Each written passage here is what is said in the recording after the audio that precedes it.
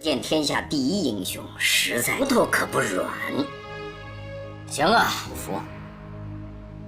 咱俩走远点。斗不过，哈哈哈哈！就想让你回家。当真放我回去？借过恩公。哎，快请起，30有1，不知兄台贵庚？一，长你13岁。我回上京，共享荣华。你们走吧。多谢救命之恩。契丹肯定不会善罢甘休的。Hyofeng ingin Yehlu segera pergi meninggalkan suku Jurchen. Ia tak ingin terjadi pertumpahan darah. Yehlu yang melihat kebaikan Hyofeng, ia sangat ingin merekrutnya menjadi salah satu jenderalnya guna menaklukkan dataran tengah. Sementara itu Tuan Zhu teringat kenangan saat ia minum bersama dengan Hyofeng. Saat ia sedang mengenang kenangan itu, datanglah biksu Yuzu. Tuan Zhu memanggil Yisu untuk ikut bersama dengannya. Ia menraktirnya makan dan minum. Lalu ia menceritakan saat bersama dengan Hyofeng, yang mana saat itu mereka minum arak dengan begitu banyak. Lalu ia menceritakan kalau dirinya dianggap orang lain dikaruniai dengan begitu banyak kekayaan, tapi kekayaan itu tak dapat membantu Hyofeng. 人生在世，到底是不如意处，亦是人生。在你的人生中，有贫僧从小在少林寺长。 Setelah selesai makan, Tuan Zhu mengajak Yusu untuk pergi ke suatu tempat. Ternyata tempat itu dulu digunakan Hyofeng dan Tuan Zhu untuk berlomba latihan ilmu bela diri terbang. Yang mana setelah itu mereka berirkar untuk menjadi saudara angkat. Tuan Zhu bertanya apakah dirinya sangat konyol. Yusu mengatakan tak ada seorang pun yang tak pernah mengalami suatu kesulitan. Kemudian Tuan Zhu juga masih bingung apa itu maksud dari mencintai seseorang, karena ia suka Ling tapi juga suka dengan nonamu. Sehingga itu membuat hatinya menjadi bingung dan tak tahu siapa yang benar-benar ia cintai. Kemudian Yusu memberitahu jika beberapa hari ke depan kuil Shaolin akan melakukan konferensi persilatan guna membersihkan nama baik dari Hyofeng. Di tempat lain, salah satu pasukan negeri Liao ditangkap oleh suku Jurchen. Ternyata ia adalah suruhan Kaisar untuk memberikan hadiah kepada Hyofeng. Salah satu prajurit Jurchen mengatakan kalau ada debu yang berterbangan, mereka mengira itu adalah pasukan yang akan menyerang. Tapi saat mendekat itu hanyalah kawanan kerbau yang diberikan oleh Kaisar untuk Hyofeng. Aziz saat diperiksa oleh tabib, ia memohon kepadanya untuk tidak memberitahu kepada Hyofeng kalau dirinya telah sembuh. Ia takut Hyofeng tak perhatian kepadanya saat tahu dia telah sembuh. Hyofeng yang menjenguk ia diberitahu tabib jika luka Aziz masih begitu parah. Hyofeng khawatir dengan kesehatan Aziz. Salah satu tetua di suku Jurchen memberitahu jika mereka punya resep rahasia untuk menyembuhkan luka, yaitu menggunakan empedu beruang. Di sekte pengemis yang sebentar lagi dilakukan pemilihan ketua, di sini ketua Huan diminta anak buahnya untuk maju sebagai calon ketua yang baru. Lalu salah satu anak buahnya melapor kedatangan Tuan Zhu. Ia pun datang ke sana untuk memberikan sebuah surat dari ayahnya, yang mana hal itu menjelaskan tentang kematian wakil ketua Ma dan juga tetua Bai. Di sini ketua Huan mengatakan jika mereka dibunuh oleh Hyofeng. Mendengar hal itu, Tuan Zhu tak suka dan mengatakan jika pembunuhnya bukanlah Hyofeng, melainkan orang lain. Setelah memberikan surat, Tuan Zhu pun melanjutkan perjalanan. Di tengah perjalanan, ia dihadang oleh 2 orang yang memberikan undangan untuk mengikuti kompetisi catur di lembah Tianlong.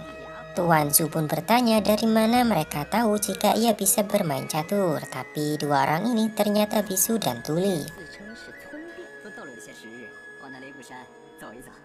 Sementara itu Aziz terlihat sedih karena beberapa hari ia tak dijenguk oleh Hyofeng. Lalu tetua suku Jurchen mengatakan jika Hyofeng sedang berburu beruang untuk diambil empedu guna mengobati luka Aziz.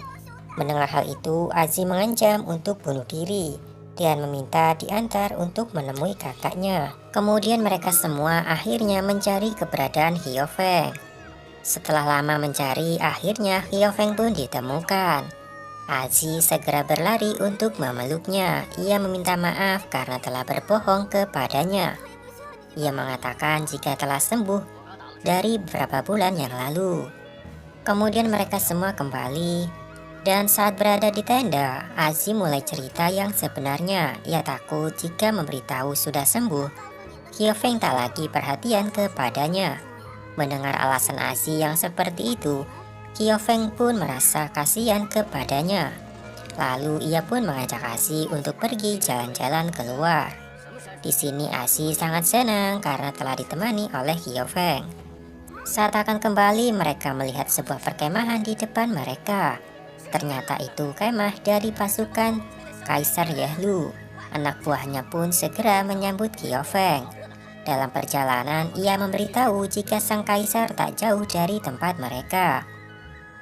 Ia meminta Xiao Feng untuk bermalam satu malam di sebuah tenda, guna menunggu kedatangan kaisar. Keesokan harinya, ia pun dibawa menemui Yehlu yang ternyata adalah kaisar. Di sini Yehlu sangat senang dengan kedatangan Xiao Feng. Saat pasukan memberi hormat ke kaisar, Xiao Feng merasa bersalah karena tak mengenalinya. Kaisar mengatakan jika hari ini adalah perjamuan persaudaraan. Mereka semua pun minum bersama untuk merayakan kehadiran Xiao Feng. Di sini sang kaisar ingin memberikan posisi yang tinggi kepada Xiao Feng. Tapi Xiao Feng menolak tawaran dari kaisar tersebut. Ia merasa jika dirinya tak pantas menjadi pejabat untuk suatu negara karena ia terlahir sebagai orang biasa. Tak lama kemudian salah satu prajurit melapor telah terjadi pemberontakan, yang mana Pangeran Chu membuat kerusuhan. Kaisar memerintahkan pasukan untuk kembali dan menyiapkan mata-mata. Lalu datang lagi pasukan yang melapor jika semua keluarga istana telah ditahan oleh Pangeran Chu. Berita tersebut membuat kaisar terkejut. Kini situasi tidaklah membaik. Xiao Feng yang melihat hal itu, ia pun memikirkannya saat ia berada dalam tenda. Aziz mengajaknya untuk pergi meninggalkan tempat tersebut dan tak ingin melibatkan Xiao Feng. Ia juga memberitahu alasan kenapa ia menyerangnya dengan jarum beracun.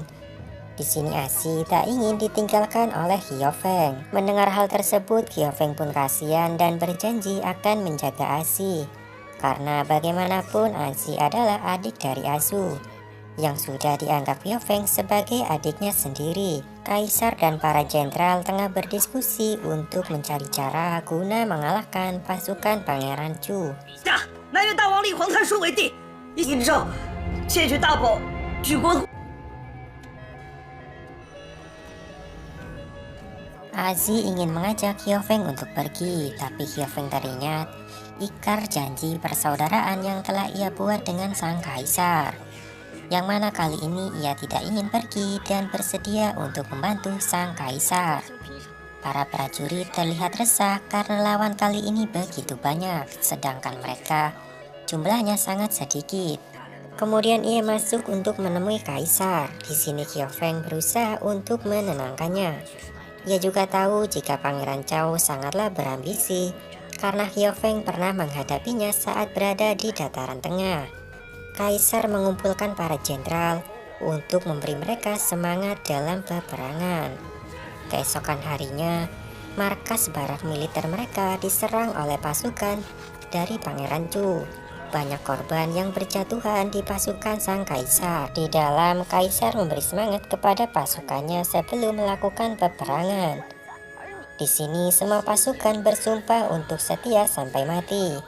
Lalu ada pimpinan yang masuk mengatakan jika pasukannya telah keluar dan bergabung dengan pasukan pemberontak. Di luar barak, pasukan kaisar semakin terdesak. Pasukan Pangeran Chu semakin merangsek untuk masuk ke dalam. Di dalam tenda, pasukan kaisar semakin berkurang dengan perginya salah satu prajurit yang mengundurkan diri.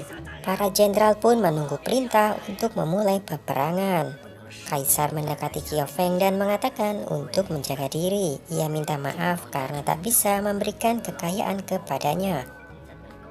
Lalu Qiao Feng yang mengingat tali persaudaraan, ia pun berjanji akan membantu Kaisar dan bertarung sampai mati untuk mengalahkan para pemberontak.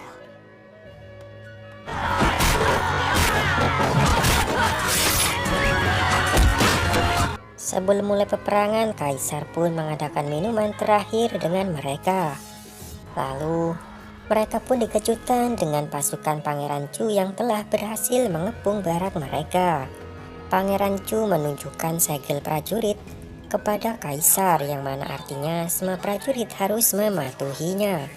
Tapi pasukan Kaisar yang setia ingin melawan. Ia pun dipanah oleh pasukan Pangeran Chu sehingga ia meninggal. Kaisar yang melihat hal itu, ia pun kesal dengan perilaku dari Pangeran Chu.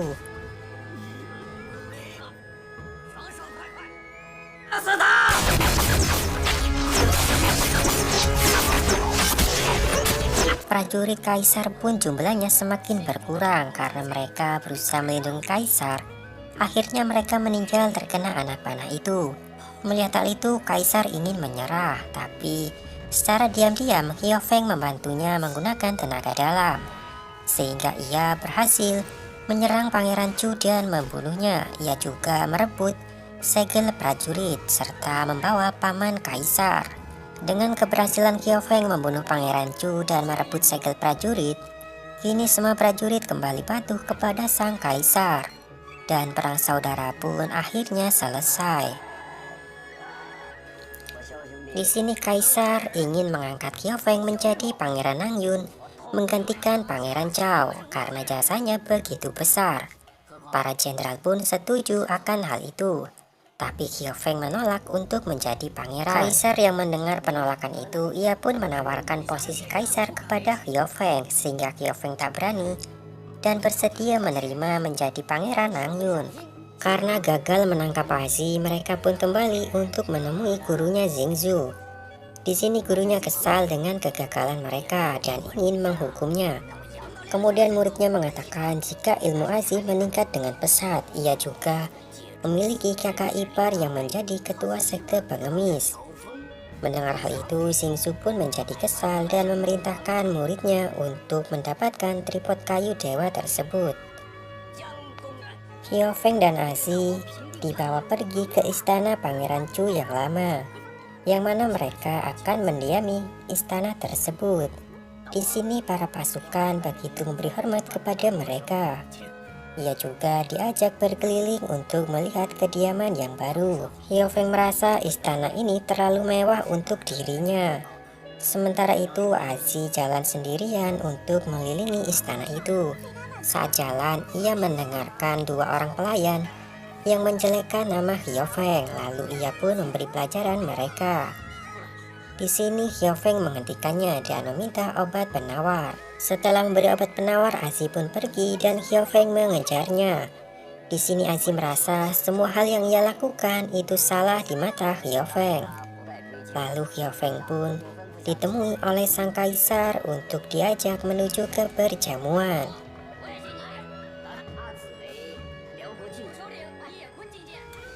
Dalam perjamuan tersebut, datang bawahan dari Pangeran Chu. Ia mengenali Qiao Feng dan mengatakan kepada Kaisar jika di masa lalu Qiao Feng menggagalkan invasi mereka ke dinasti Song.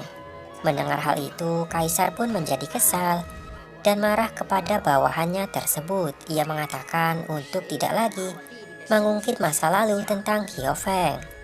Setelah itu, ia pun menemui Qiao Feng dan mengatakan agar Qiao Feng segera menginvasi dinasti Song. Qiao Feng merasa tak mampu dengan tugas itu karena ia tak ahli dalam strategi militer. Kaisar menyarankan agar Qiao Feng menggunakan strategi adu domba untuk memecah belah mereka. Hal itu membuat Qiao Feng sedikit risau.